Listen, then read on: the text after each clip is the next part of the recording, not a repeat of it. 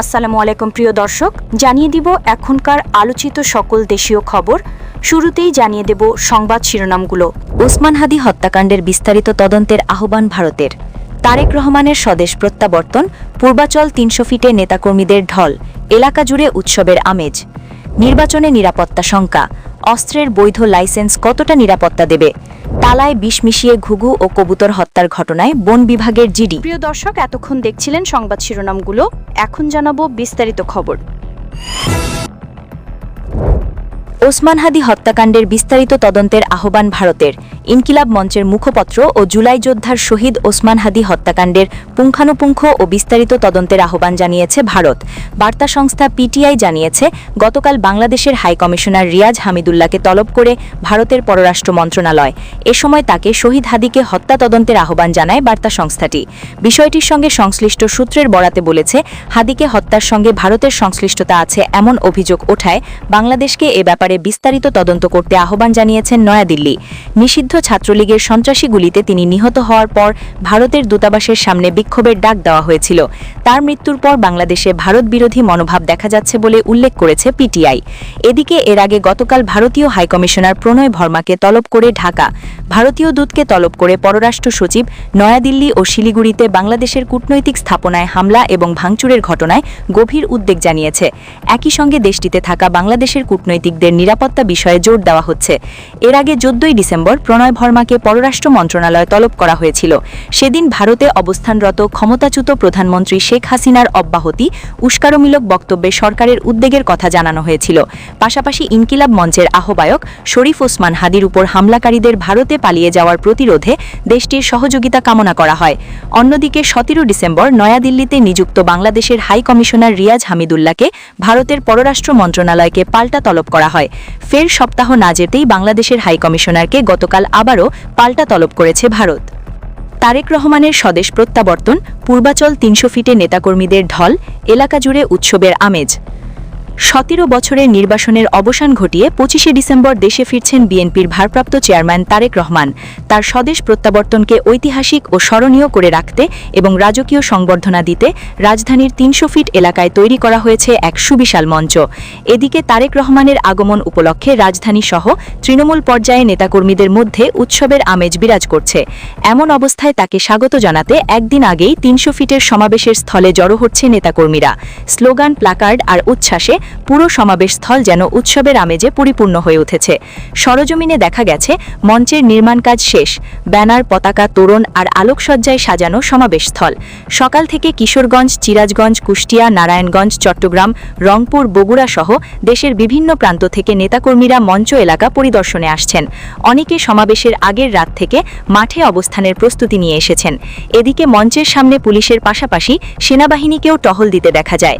নিরাপত্তা নিশ্চিত করতে সেনাবাহিনীর একাধিক টিম গাড়িতে করে দফায় দফায় পুরো সমাবেশ এলাকা পরিদর্শন করছে।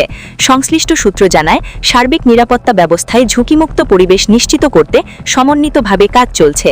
কিশোরগঞ্জ জেলা বিএনপির 1400 ইউনিয়নের যুগ্ম সাধারণ সম্পাদক শামীম আহমেদ বলেন, 5ই অগাস্টের স্বৈরাচার পতনের পর এটি হতে যাচ্ছে বাংলাদেশের সবচেয়ে বড় রাজনৈতিক মাহেন্দ্রক্ষণ।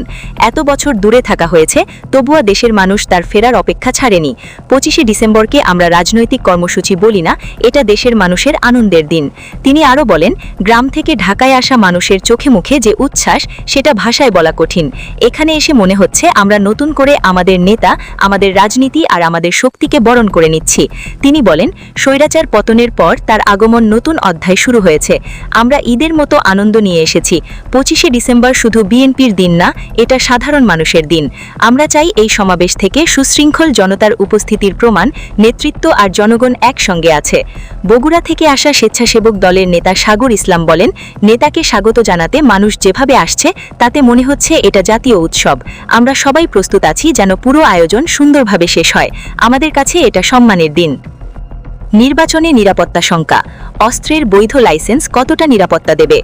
জাতীয় নির্বাচন ও গণভোটকে কেন্দ্র করে বিভিন্ন স্থানে অবৈধ অস্ত্রের ব্যবহার বেড়েছে। এমন পরিস্থিতিতে রাজনৈতিক গুরুত্বপূর্ণ ব্যক্তি ও প্রার্থীদের অস্ত্রের লাইসেন্স দেওয়ার সম্ভাবনা নানা ধরনের প্রভাব ও চ্যালেঞ্জ দেখছেন বিশেষজ্ঞরা। বাংলাদেশের রাজনৈতিক বাস্তবতায় নির্বাচন মানে তীব্র উত্তেজনা, সহিংসতার আশঙ্কা। এমন পরিস্থিতিতে রাজনৈতিক নেতাদের হাতে বৈধ অস্ত্র থাকা মানে ব্যক্তিগত নিরাপত্তা গণ্ডি ছাড়িয়ে সহিংসতার সম্ভাব্য বিস্তার। ব্যক্তিগত নিরাপত্তা ঝুঁকি এখানে শেষ পর্যন্ত সামষ্টিক নিরাপত্তার অবনমন ঘটাতে পারে।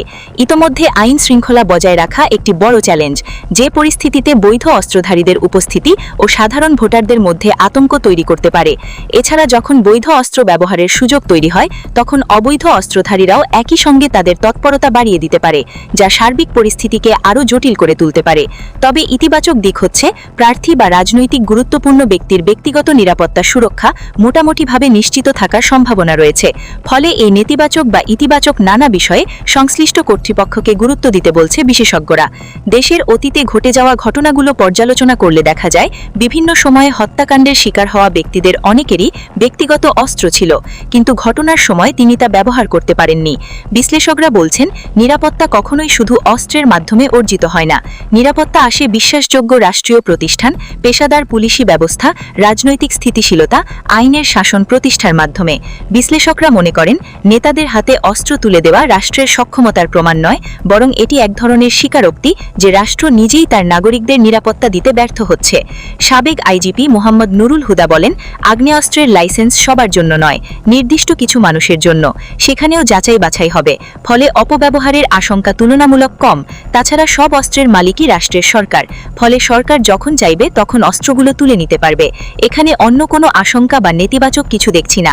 তবে অনেকেই পাল্টাপাল্টি অভিমত ব্যক্ত করছেন এ নিয়ে। মাওলানা ভাসানী বিজ্ঞান ও প্রযুক্তি বিশ্ববিদ্যালয়ের ক্রিমিনোলজি অ্যান্ড পুলিশ সায়েন্স বিভাগের প্রফেসর ডক্টর ওমর ফারুক এ ব্যাপারে ভিন্ন মত তুলে ধরে বলেন, নির্বাচনের সময় সাধারণত বৈধ অস্ত্র জমা দেওয়া হয়ে থাকে, যাতে নির্বাচনী মাঠে এসব অস্ত্র কোনো ধরনের ভীতি সৃষ্টি করতে না পারে। এ সময় রাজনৈতিক ব্যক্তি ও প্রার্থীদের লাইসেন্স দিয়ে আগ্নেয়াস্ত্র রাখার বিষয়টি সরকারের দায়সারা কাজ হিসেবে মনে করি। কেননা প্রার্থী বা রাজনৈতিক নেতাকর্মী সহ সবার মানসিকতা একরকম নয়, অনেকে বৈধ অস্ত্রের প্রভাব দেখাতে পারেন।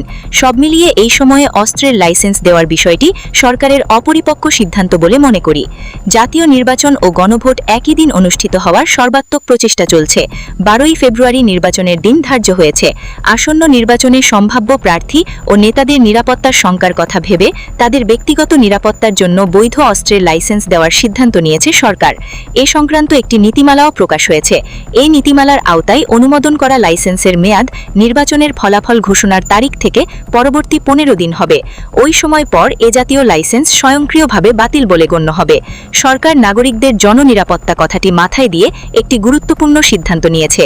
এটি যেন দীর্ঘমেয়াদী নিরাপত্তা ঝুঁকি তৈরি না করে, সে বিষয়ে সরকারকে সতর্ক থাকতে হবে এবং কার্যকর পদক্ষেপ নিতে হবে। রাষ্ট্রের দায়িত্ব নাগরিকদের নিরাপত্তা নিশ্চিত করা। আশা করছি সরকার রাষ্ট্রের নাগরিকদের নিরাপত্তা নিশ্চিত এবং আইনের শাসন প্রতিষ্ঠায় কার্যকর পদক্ষেপ নেবে। সাতক্ষীরার তালায় বিষ মিশিয়ে ঘুঘু ও কবুতর হত্যার ঘটনায় বন বিভাগের পক্ষ থেকে সাধারণ ডায়েরি করা হয়েছে। পরিবেশ ও বন্যপ্রাণী রক্ষায় এ ধরনের অমানবিক কর্মকাণ্ডের বিরুদ্ধে কঠোর ব্যবস্থা নেওয়ার দাবি উঠেছে। বন বিভাগ জানিয়েছে, তারা বিষয়টি গুরুত্বের সাথে তদন্ত করছে এবং দায়ীদের বিরুদ্ধে আইনানুগ ব্যবস্থা গ্রহণ করা হবে। প্রিয় দর্শক, এই ছিল এখনকার গুরুত্বপূর্ণ নিউজ। আরও গুরুত্বপূর্ণ নিউজ নিয়ে ফিরছি কিছুক্ষণের মধ্যে। নিউজগুলো সবার আগে দেখার জন্য এই চ্যানেলটি সাবস্ক্রাইব করে আমাদের সাথে থাকুন। ধন্যবাদ।